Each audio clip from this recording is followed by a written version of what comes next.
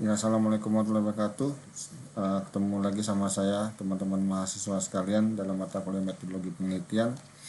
Pada hari ini kita akan memperlihatkan atau mereview proposal penelitian. Jadi sebagai bahan pembandingan teman-teman semua dalam membuat proposal penelitian atau proposal skripsi. Jadi apa yang bisa dilakukan, apa yang harus dilakukan, apa yang tidak harus dilakukan. Baiklah, kita akan lanjut ke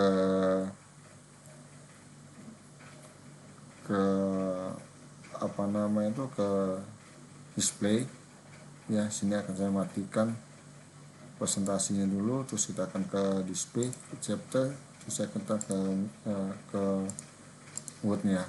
Nah, di sini ada judul yang berkaitan dengan mengembangkan konsep e-government berbasis blockchain untuk meningkatkan keamanan public service, Bapak Ibu sekalian. Jadi di sini ada dua konsep, yaitu adalah e-government konsep pertama, yang kedua adalah blockchain untuk meningkatkan public service, keamanan. Jadi ada 3 yang jadi wajib kita lakukan dalam judul ini. Yang pertama itu adalah e-government, yang kedua adalah blockchain, yang ketiga adalah keamanan public service. Jadi kalau kita melihat di sini bagaimana e-government yang berbasis blockchain itu akan meningkatkan keamanan public service. Baiklah, kita akan mulai saja Bapak Ibu. Kita langsung ke bawah.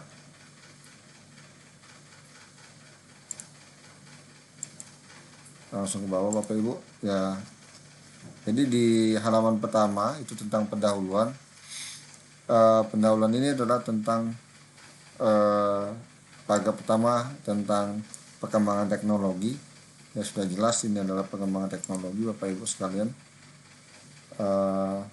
Yang kedua adalah perkembangan teknologi dikaitkan dengan e-government tadi. Misalnya seiring dengan perkembangan ICT tersebut, maka semakin berkembang juga peranan di bidang dari kehidupan masyarakat. Salah satunya adalah pelayanan pemerintah yang wujud e-government tadi. Terus kita definisikan e-government di sini Bapak Ibu sekalian, ya, teman-teman mahasiswa, kita definisikan e-government. Terus e-government di Indonesia berdasarkan Undang-Undang Nomor 95 Tahun 2018. Ini sudah ada. Dan juga perkembangan e-government di Indonesia dilihat dari assessing website. Nah, ini pada paragraf ini kita akan menuju isu. Jadi kita sudah tahu paragraf selanjutnya adalah membahas tentang isu-isu atau masalah-masalah yang terjadi pada e-government di Indonesia. Nah, terus ada pemanfaatan e-government, ya, di Indonesia juga Bapak Ibu. Nah, terus ada e-government lagi, masih tuntutan untuk memenuhi kepentingan masyarakat luas, bla bla bla. Pemerintah harus memfasilitasi partisipasi dan dialog publik dalam perumusan kebijakan negara. Ini sudah mulai mengarah ke dalam permasalahan tadi. Nah, pada paragraf ini sudah mulai ditimbulkan isunya, yaitu dalam penerapan e-government bukanlah hal yang mudah. Ketika sebuah daerah sudah memenuhi syarat untuk mengimplementasikan sistem e-government, akan muncul permasalahan baru. Perkembangannya revolusi TI global membuat pemerintah dan pemerintah harus siap memenuhi tingkat pelayanan online efektif dan aman. Nah, jadi tadi pada judul tadi kita sudah menggarisbawahi bahwa adalah aman tadi Bapak Ibu, ya kan, yang aman, efektif dan aman. Menyediakan layanan online yang aman, ini juga sudah aman, merupakan hal yang perlu dipertimbangkan secara matang agar dapat melindungi data dan informasi dari pihak-pihak. Nah, ini sudah adalah salah satu isu yang lain dari keamanan tadi. Beberapa hal yang terjadi dalam masalah keamanan diantaranya ialah manipulasi data dan informasi dalam e-government. Ini sudah permasalahan yang lain. Permasalahan keamanan merupakan ancaman dari sisi non-teknis, juga merupakan di mana hampir semua data sangat sensitif pada keamanan. Warga sangat rentan menggunakan aplikasi e-government dikarenakan tidak memiliki kesempatan untuk melakukan verifikasi data yang diberikan. Ini isu lagi Bapak Ibu. Jadi adalah paragraf ini adalah sampai ke bawah adalah permasalahan-permasalahan yang akan kita selesaikan. Jadi kenapa kita memilih isu atau permasalahan atau keamanan? Karena di sini kita mau berkaitkan dengan blockchain tadi. Karena teknologi blockchain itu dikaitkan dengan isu keamanan dan lain-lain Bapak Ibu. Nah, jadi setelah menyebutkan permasalahan, ya kan, dari permasalahan di atas dapat disimpulkan bahwa e-government untuk dapat e-government dengan memberikan jaminan keamanan dan efektivitas, maka diperlukan suatu solusi yang dapat menjadikan warga negara merasa aman dalam menggunakan aplikasi e-government tadi. Salah satunya adalah blockchain.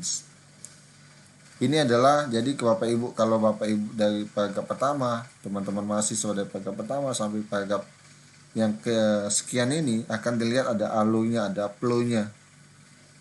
Ya kan, dari paragraf 1 ngomong apa, paragraf 2 ngomong apa, dan ketiga dan seterusnya. Jadi blockchain adalah solusinya.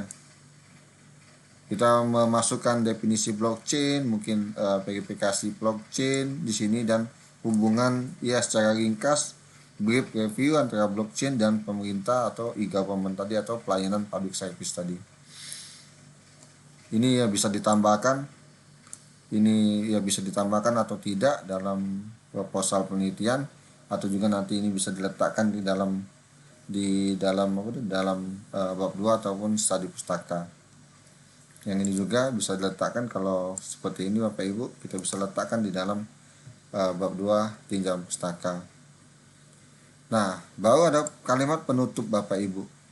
Nah, kalimat penutupnya berdasarkan dari permasalahan yang dijelaskan di atas, maka perlunya suatu konsep yang membangun dan membantu pemerintah Sumatera Selatan, boleh disingkat, untuk dapat meningkatkan kualitas layanan dan keamanan tadi. Maka penelitian ini akan mencoba mengembangkan konsep e-government berbasis blockchain. Ya, ini mungkin sudah saya jelaskan berulang-ulang di kelas, di setiap pertemuan saya sudah pastikan bahwa inilah yang latar belakang yang baik di dalam proposal penelitian tadi, sehingga kita bisa melihat ada gap isu dan masalah yang wajib kita selesaikan.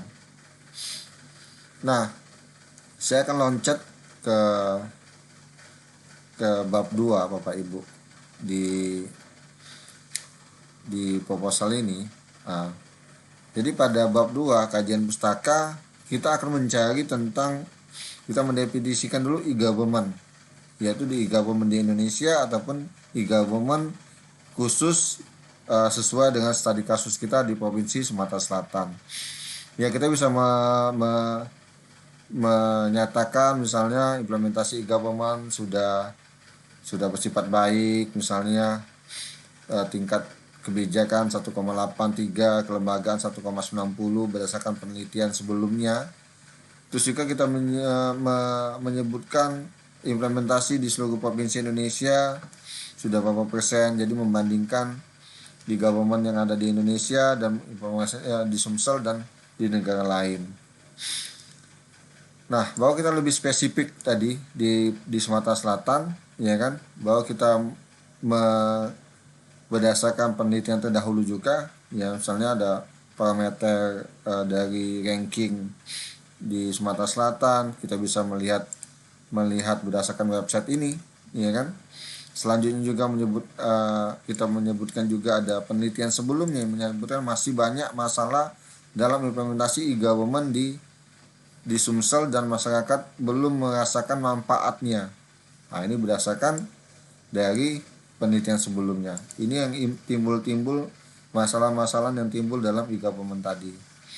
Ya kan, mungkin disebutkan juga lebih baik adalah salah satunya adalah masalah keamanan dalam implementasi e-government tadi. Nah, terus aplikasi-aplikasi apa saja yang ada di e-government di Sumsel tadi? Misalnya ada e-budgeting, e-procurement, e-audit, katalog, payment, controlling, dan healthy di Indonesia tadi. Ini berdasarkan Good News for Indonesia. Mungkin ini berdasarkan koran ataupun sosial media. Kita jelaskan satu A, B, C, D yang kita sebutkan di atas tadi satu-satu di sini Bapak Ibu. Nah, di sini juga kita bisa lihat di dalam paragraf selanjutnya, ya, masih banyak menemukan permasalahan, diantaranya ada pencurian data penting, penyadapan, penyalahgunaan password, pencurian PIN, dan lain-lain dalam implementasi e-government secara umum tadi, ya kan. Nasional Kompas 2016. Nah, dalam penyelenggaraan tata kelola IT, TIK, faktor keamanan informasi merupakan aspek yang sangat penting. Nah, ini kita mulai Bapak Ibu menyambungkan bahwa kita di paragraf selanjutnya itu subbagian selanjutnya kita akan ngomong tentang blockchain tadi. Ya kan, blockchain. Kita ngomong blockchain juga di sini tentang bagaimana pemanfaatan teknologi, terus juga tentang blockchain tadi, ya kan, jenis-jenis blockchain, pemanfaatan blockchain, ada blockchain public, ada permissive, ada private, ya kan, terus ada manfaat blockchain juga disebutkan di sini Bapak Ibu secara keseluruhan. Terus cara kerja blockchain mungkin disebutkan juga biar biar memperjelas definisi dan cara kerja tadi kita wajib masukkan di sini juga. Selanjutnya, nah, kita kaitkan di subbab 2.33, kita kaitkan dengan teknologi blockchain pada e-government Bapak Ibu. Apa sih kemampuan dari blockchain yang bisa dimanfaatkan pada e-government implementasi? Dengan otomatis, ya, pasti untuk menjelaskan ini kita butuh penelitian-penelitian sebelumnya. Nah, di sini misalnya bahwa blockchain itu dapat memfasilitasi data sharing dari masyarakat umum dan juga ke dinas-dinas ataupun badan-badan yang ada di pemerintahan tadi. Kita definisikan di sini digitalisasi informasi, ya, catatan kesehatan telah membawa perubahan signifikan. Jadi contohnya di sini adalah di bidang kesehatan, ya kan. Blockchain terbentuk sebuah sistem pelayanan publik yang aman dan fleksibel yang digunakan untuk pertukaran data catatan kesehatan elektronik. Teknologi ini juga dapat membuat layanan kesehatan menjadi lebih jelas karena menyimpan sumber dari berbagai organ, darah, obat, dan lain-lain. Jadi sifat blockchain ini bersifat chips tadi. Menurut Aripta dan Sundarap 2017, ya kan? Blockchain dapat juga digunakan sebagai data sharing dalam pelayanan kesehatan dengan menelusuri informasi-informasi atau record yang sudah yang ada tadi. Nah, selanjutnya verifikasi digital. Begitu juga Bapak Ibu sekalian. Jadi blockchain itu bisa memverifikasi sertifikat pendidikan atau buku ijazah. Ini contohnya adalah dunia pendidikan. Jadi kita yang menggunakan blockchain tadi, menggunakan misalnya RFID adalah sebagai identifikasi si masyarakat tadi. Jadi bisa atau juga diverifikasi oleh dinas tertentu. Ya, jadi tidak bisa disalahgunakan tadi. Yang ke selanjutnya adalah keamanan publik Bapak Ibu sekalian. Ya kan, mengintegrasi data publik dengan membantu proses kondisi antar lembaga pelayanan publik di mana teknologi menjadi sumber kebenaran yang berinteraksi dengan peraturan yang telah ditentukan. Dan blockchain juga dapat membantu. Nah, ini di sini keamanannya tadi. Asal dari bukti suatu kasus dalam suatu sistem tadi. Karena semuanya itu terrecord dalam satu card ataupun satu ID tadi Bapak Ibu sekalian. Dan blockchain itu simple. Nah, di sini mungkin disebutkan menciptakan pendaftaran warga yang tepat, penggunaan manfaat pembuatan catatan sipil, tidak dapat diganggu ataupun dirusak oleh siapapun, fleksibel, terlindungi dan rahasia. Karena sifatnya tadi berupa chip tadi yang terikot semuanya di situ tadi. Dan selanjutnya adalah pertahanan, Bapak Ibu sekalian. Pertahanan dalam arti pertahanan ini adalah keamanan. Jadi menjadi bagian penting dapat melindungi data dan informasi di berbagai lokasi dengan mencegah akses dan perubahan data yang tidak terverifikasi. Nah, disitulah akan terjadi di dalam penelitian ini ada mungkin ada 5, ada 7, ada 6, ada 5 kemampuan dari blockchain tadi yang dapat digunakan untuk meningkatkan keamanan dalam pelayanan public service tadi. Jadi Bapak Ibu sekalian, teman-teman mahasiswa, ini bisa dilihat di sini. Jadi bahasa di sini tadi melihatkan bahwa semua yang kita jelaskan di sini adalah berkaitan dengan peningkatan keamanan tadi, dari data sharing, verifikasi digital, keamanan publik, ya kan, keamanan publik, verifikasi digital, data sharing, dan simple, dan pertahanan. Nah, misalnya Bapak Ibu, ini merupakan salah satu kemampuan-kemampuan yang hasil kita identifikasi dari penelitian sebelumnya.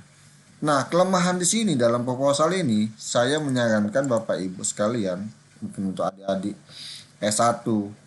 Kalau S1 mungkin cukup dengan satu penelitian, support satu penelitian. Cuman kalau untuk S2 ataupun S3, mungkin data sharing ini disupport dengan, kalau di sini cuma satu penelitian, kalau saya sarankan dengan misalnya 5 penelitian. Jadi tidak hanya si Aripa Sundarap 2017 yang mengatakan bahwa data di blockchain itu memiliki kemampuan data sharing, tapi juga disupport dengan jurnal-jurnal yang lain. Jadi minimal 5 dalam satu kemampuan ini tadi.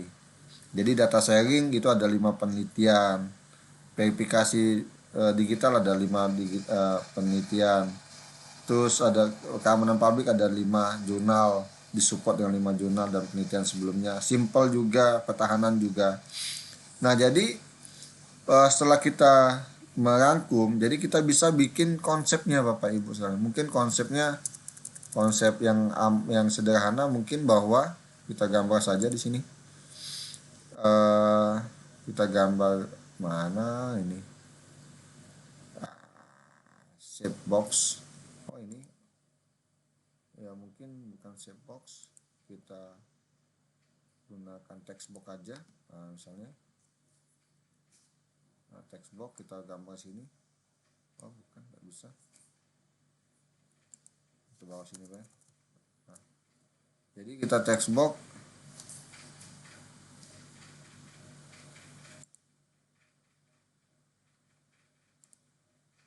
Nah, di sini ada live 1. Terus ada 2, ada 5 tadi Bapak Ibu sekalian.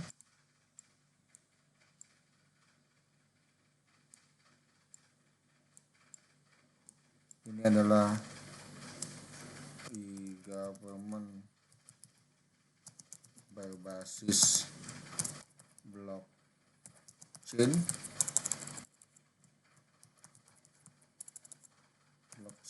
Misalnya di sini kita buat adalah apa tadi?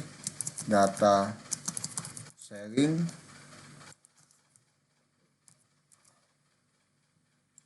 terus di sini juga ada misalnya tadi simple, terus ada lagi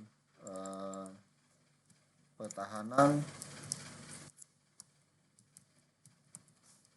terus kita lagi ada misalnya apa tadi,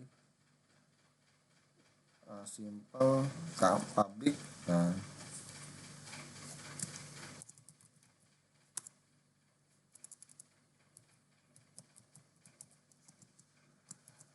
public, dan selanjutnya adalah verifikasi digital.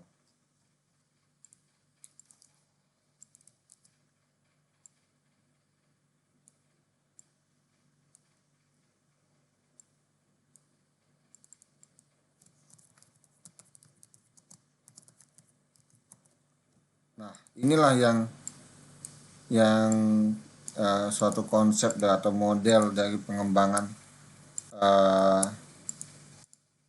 e-government tadi Bapak Ibu sekalian. Jadi kita tinggal bikin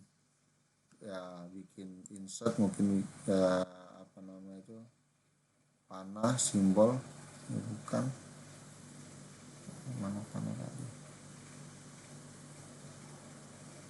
mungkin gimana panah, di sini.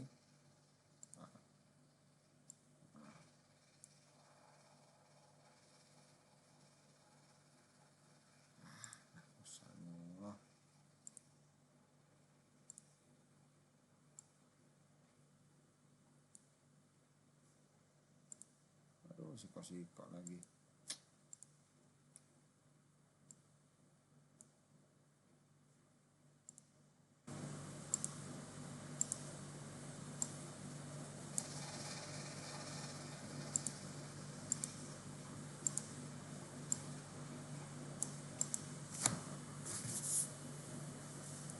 Nah, inilah yang namanya konsep Bapak Ibu. Konsep dari